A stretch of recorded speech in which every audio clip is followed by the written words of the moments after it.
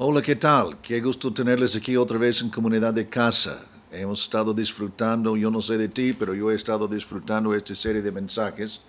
Pasar estas cosas, pues para mí ha sido un gran gusto, ¿verdad? Y espero que ha sido de bendición para ti. Estos días estamos hablando de cómo oír la voz de Dios, ¿verdad? Dios es espíritu. Qué bueno, nosotros también, por eso hemos platicado acerca de nacer de nuevo, que nuestro espíritu es la habitación o la morada o el tabernáculo o el templo del Espíritu de Dios. Dios está en nosotros. Perros hablan con quién? Perros. Gatos hablan con quién? Gatos, ¿verdad? Rinocerontes hablan con quién? Rinocerontes, o por ahí va la cosa. Entonces, ¿y con quién habla Dios? Los que tienen su naturaleza, los que tienen su espíritu, los que han nacido de nuevo. Sin embargo, muchas veces queremos que Dios nos habla como tú y yo nos hablamos, con una voz audible, ¿verdad? Que cosas que vemos con nuestros ojos naturales. Pero Dios es espíritu, entonces nos habla en el lenguaje del espíritu. Y esto es lo que estamos tocando en estos días, ¿verdad?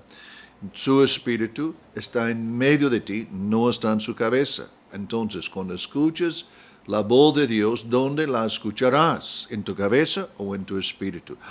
En tu espíritu. Lo que sucede conmigo muchas veces, Dios me da una impresión, Dios me pone un versículo, ¿verdad? O una pequeña imagen en mi espíritu y como que comienza a elevarse y lo reconozco con mi mente, o lo interpreto o lo reconozco con mi mente. Pero yo me doy cuenta que comenzó en medio de mí. Y esta voz tiene timbre, ¿verdad? Y esto es lo que queremos entender en esta serie de lecciones.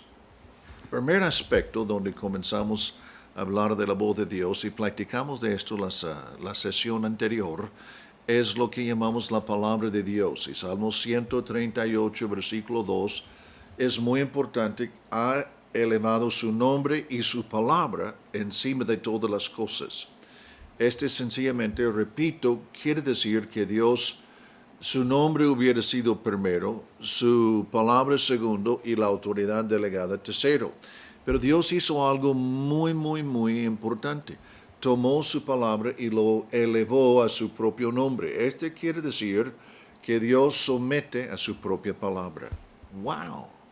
Este quiere decir que Dios jamás hará algo que no está en su palabra. ¡Wow! Ahora, este acaba de redefinir todas las cosas, porque en cierto sentido Dios ha puesto límites para que podamos ver, entender, conocer cómo Él actuará en ciertas situaciones. Por eso, si alguien me dice como pastor, pues Dios me dijo que yo voy a divorciarme de mi esposa, ¿verdad? Y voy a casarme con esta fulana acá. Entonces yo le digo, mire hermano, Dios no te dijo esto. ¿Por qué?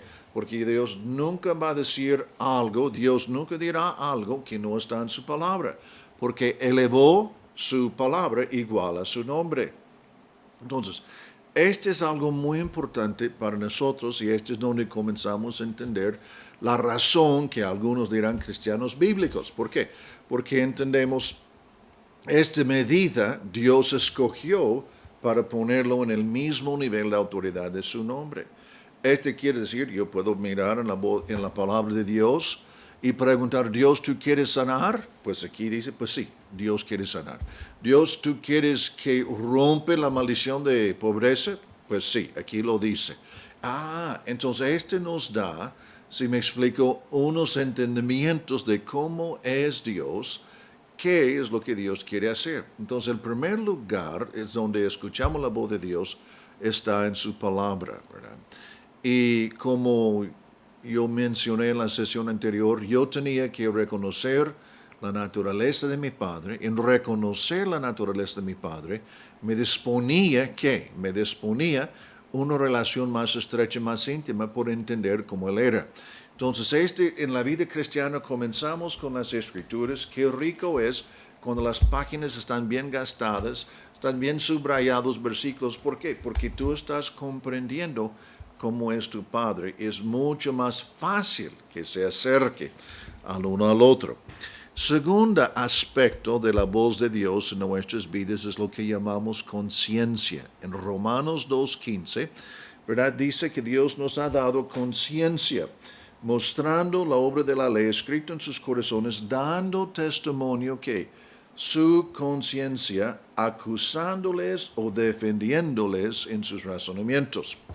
Ahora, conciencia es algo que especialmente está encendido, pudiésemos decir, avivado en la vida de un cristiano, ¿verdad? Seres humanos tienen conciencia de todos modos y Dios ha dejado conciencia en el ser humano en este sentido. La conciencia es como un árbitro en un juego.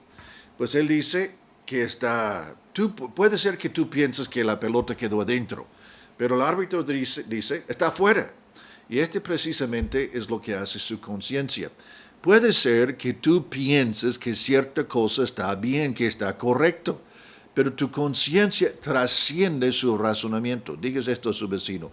Conciencia trasciende el razonamiento. Ahora, esto es muy importante. ¿Por qué? Porque en el libro de Timoteo dice, hubo dos personas, Himeneo y otro, que habían violado su conciencia y por no haber hecho caso a su conciencia, se naufragaron en su fe. ¡Wow! Entonces, conciencia es una manera que Dios me dice, mira, estás saliendo fuera del límite. Pues mira, tú no lo estás haciendo bien. Por ejemplo, alguien te llega y te dice, mira, yo te quiero invitar a un lugar espiritual. Ah, ¿qué tipo de lugar es? Pues formamos un círculo, decimos ciertas encantaciones, ¿verdad? Y llamamos espíritus, llamamos nuestros ancestros que nos hablan, ¿verdad? Mientras que tú estás escuchando, tú pues, no, no me suena bien, ¿verdad? Pero lo que sucede es ellos como, no, está bien, no hay nada. Pero mientras que esto sucede, su conciencia es como una alarma. Y lo que, aunque su razonamiento no está captando el peligro, su espíritu, su conciencia está diciendo, no te razones adentro de esto, es un no. O se acerca un muchacho, una muchacha, ¿verdad? Es guapo, es bonito, es alto, es fornido, etcétera, etcétera, etcétera. Pero mientras que ella habla con él, ella está razonando, pero ¿qué está sucediendo? Su conciencia está diciendo, Entonces Dios está buscando decir, no te metes en esto, yo sé las razones, tú no. Entonces, conciencia es algo que es muy importante en nuestra vida espiritual. Dije que en las personas que no son cristianas, el efecto de conciencia está en ellos hasta cierto punto, ¿verdad? Pero cuando nos nacemos de nuevo, es como algo que estaba ahí no funcionando muy bien y Dios sopla en esto, es como una vela y ahora comienza a tener un tremendo efecto en nosotros. Conciencia puede ser violada. Muchas personas han violado sus conciencias tanto a través de tiempo que ya no les molesta trascender o rebasar esta barrera que Dios ha puesto en nosotros, ¿verdad? Hay términos en la Biblia que dice la conciencia está cauterizado o ya no es sensible, ¿verdad? Ahora, cuando tú llegues a ser cristiano, en estos mismos momentos, primeramente por hacer caso a la palabra de Dios, dos, su conciencia comienza a redefinir y funcionar correctamente de nuevo. Gloria a Dios, mano, gloria a Dios. ¿Por qué? Porque hay una dimensión de Dios en ti que trasciende el razonamiento y Él comienza a guiarte a través de conciencia. Ahora, este es el segundo aspecto del timbre de la voz de Dios. Es muy importante. Muchas muchachas, sus vidas han sido arruinadas por no hacer caso a su conciencia. Muchas personas se han metido en negocios, ¿verdad? Que Dios estaba buscando advertirlos por conciencia. No hagas eso. Hay áreas de la ciudad donde personas se han metido, donde el Espíritu Santo estaba buscando decirles, no te metes. Ahora, a lo mejor tú me vas a decir, no me gusta esto. No te estoy preguntando si te gustas. No sé si me estoy explicando bien. Cuando el gato habla con su timbre de voz. Ahora, la Escritura nos enseña Lo que yo te estoy diciendo ahora básicamente es cómo es el timbre de la voz de Dios. Hay otros aspectos, pero necesitamos entender, este es un aspecto de la voz de Dios en nuestra vida. Primeramente, las Escrituras. Dos, ¿qué? Conciencia. Ahora vamos a tres. La tercera cosa es lo que llamaremos testimonio del Espíritu.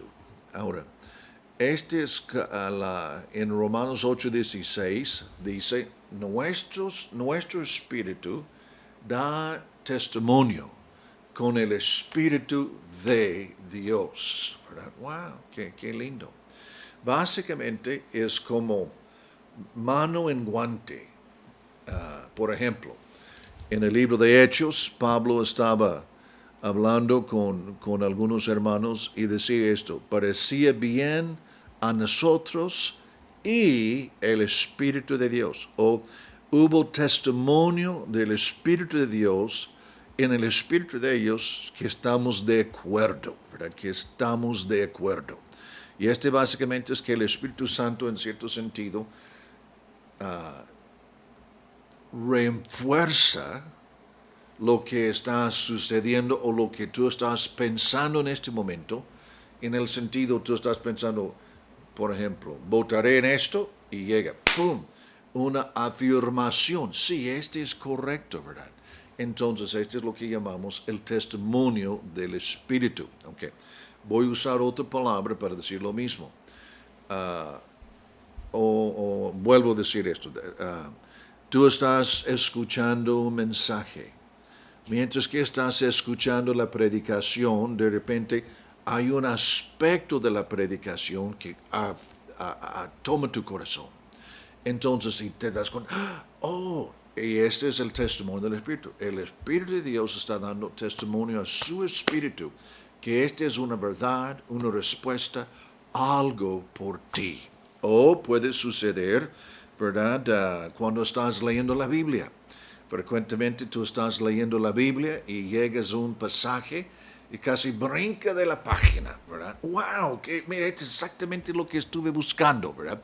Entonces, ¿qué está sucediendo? El Espíritu de Dios está dando testimonio con su Espíritu, ¿verdad? Que este es una verdad o este es algo, una respuesta para ti y la situación que tú estás enfrentando al momento. Tú sabes por el testimonio. Puede ser que tú estás siendo aconsejado por alguien. Están platicando y ellos te estén aconsejando y de repente hay algo que ellos dicen en el consejo que hace lo mismo, como que se extiende. Hay una afirmación en su espíritu, ¿verdad? En medio de ti. Este es cierto, ¿verdad? Entonces, y boom, cuando sucede, tú sabes, este es la razón. Este es lo que yo sé. Y pudiese decirlo de esta manera. Yo sé que lo sé, que lo sé. Pero mírame, déjame explicarte por qué. No. Yo lo sé, porque lo sé, porque lo sé. Entonces, este es lo que llamamos el testimonio del Espíritu. Ahora, el testimonio del Espíritu estará en convenio con quién, con conciencia y con qué más. Palabra de Dios, tú eres un genio, mano. Exactamente. Este es lo que quiere decir. Okay. Seguimos con testimonio del Espíritu. Puede ser que tú estás en unas circunstancias y de repente las circunstancias se compaginen, ¿verdad? Y tú comienzas a ver, wow, la única manera que esto pudiera suceder es si Dios lo esté haciendo. Entonces, si hay un fuerte testimonio del Espíritu, si hay un fuerte, digamos, compaginación de eventos y es concluso, por ejemplo, Nehemías, él había estado orando acerca de Jerusalén y la condición en Jerusalén y cuán mala estaban las cosas en Jerusalén y él está viviendo en Babilonia, ¿no? Está muy lejos. Entonces, mientras que él ha estado orando por esto, él es el copero del rey. Tenía la responsabilidad de probar el vino antes que el rey lo probara para ver si estaba envenenado, para que el rey no muere, pero el copero muere. Entonces, en eso él está probando el vino y está platicando con el rey. Y el rey le dice básicamente, ¿qué onda contigo, Nehemías? ¿Qué? Pues tu cara está muy triste. Y él dijo, pues Y él sabía, estaba compaginando el momento. Había estado orando y ahora había sucedido. Él dijo, estoy muy preocupado por la ciudad de mis ancestros, ¿verdad? La ciudad de Jerusalén está quemado, todo está mal, ¿verdad? Y el rey en este momento dijo, ¿y qué quieres hacer? Y en ese momento Nehemías soltó un plan, el rey, quien jamás hubiera hecho caso a algo así anteriormente, básicamente ofreció soldados, tesoro y todo lo que necesitaba, autoridad, poder y recursos, para que él reconstruyera los muros alrededor de la ciudad de Jerusalén. Se compaginó el momento, las circunstancias, con un testimonio, afirmación del Espíritu Santo.